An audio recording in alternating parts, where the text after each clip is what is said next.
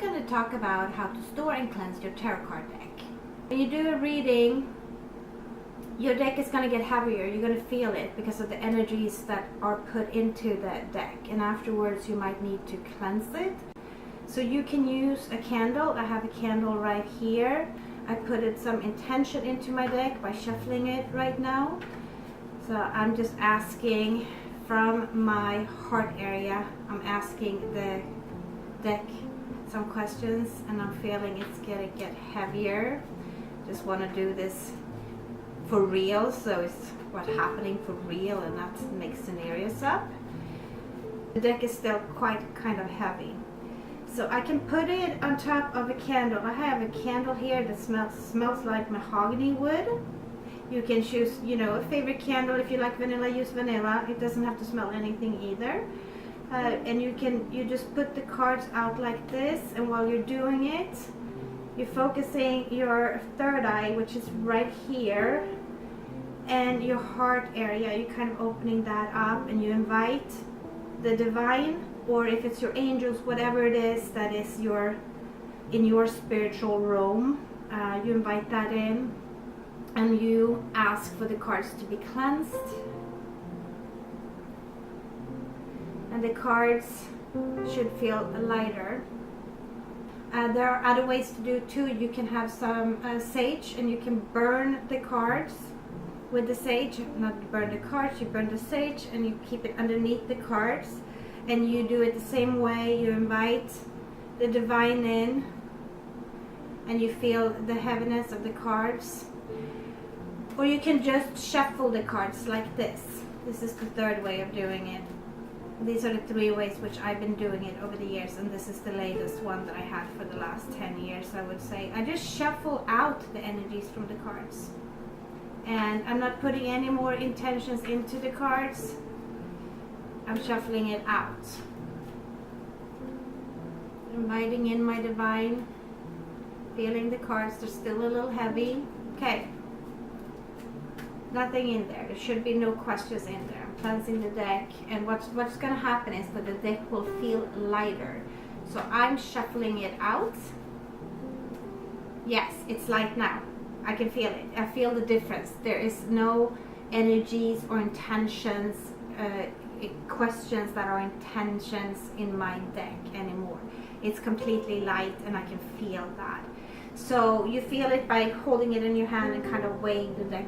You're going to be able to feel when it's heavier and when it's lighter. When you do, especially when you do a reading for another person and that person is holding your deck and shuffling your deck, then you need to cleanse it. This is my 8th or 9th deck, so I'm not treating it like I would treat my first or second deck. It's like having babies. This is basically my baby number 8 or 9. I'm not as overprotective as I used to be. How do you store your deck?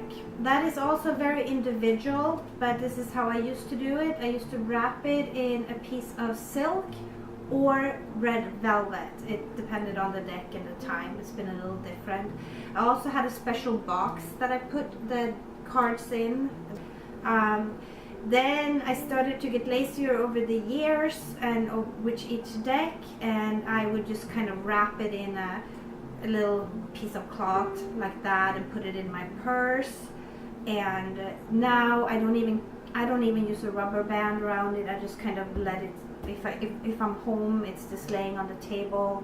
I can put my cards anywhere. I can bring them with me in the bathroom if I want to, and leave them on a shelf there. It doesn't really matter. I don't feel like it's a disrespect to the card. I care about my deck just as much as I cared about my first deck that I, wrapped in velvet and silk and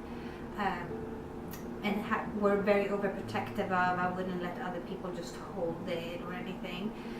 That's another thing about taking care of your deck. I am actually still, to this day, with my 8th deck, a little protective that way. I wouldn't just have somebody grab my deck and start to look at the cards. I don't like that.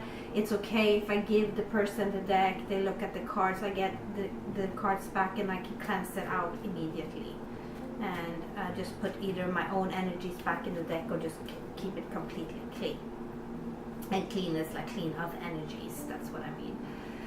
This is a glossy kind of deck. I had the matte decks, the flat deck, the flat paper deck, which got worn out and dirty kind of quickly. This one I had for 3 years. It's the glossy edition of Aleister Crowley's The Thought deck. I just use a little piece of cloth with water and I just cleanse it off, and it just holds really well. It haven't got worn on the edges or anything. Some people find that to be a part of the magic, to have a deck that is completely worn out and dirty. I just don't find it to be hygienic. But I actually had one and I was going to throw it away, and my roommate at the time, like 8 years back, she took the deck from me. She's like, don't throw that in the trash. And she took the deck from me and she made art out of it. And framed it, so it was extremely pretty and it looked really cool. So that's what you can do with an old deck. You can make art out of it. But I do replace them when they get worn out and dirty. So that's a little bit of information how to cleanse a deck and how to store it. Basically, you get the point. It's totally up to you. You will know in your gut feeling, in your heart area, and with your third eye what's the right way of cleansing your deck and how to store it. If it feels wrong to just leave the deck like I am doing on a table without putting it in a box or in some sort of velvet or silk, then don't leave it on the table. If it feels okay for you to do that, then do it. For me, it feels completely fine. If you feel like you don't need to cleanse the deck after you do a reading, don't do it. You will know that yourself. For me, though, it's really important that I cleanse the deck. And once again, here's the magic thing. You're gonna feel how light the deck is. You hold it in your hand, and you will feel the energies are weighing the deck down. So that's how you do it.